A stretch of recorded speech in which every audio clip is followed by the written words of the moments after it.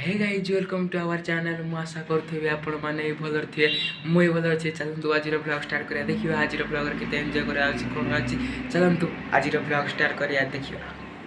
Guys ये होची हम कुशला ग्रामर शिव मंदिर देखिए तो आपण आज हम कुशला गाँव नागाभिषेक मान अर्पण कर 4 दिन लगी होची।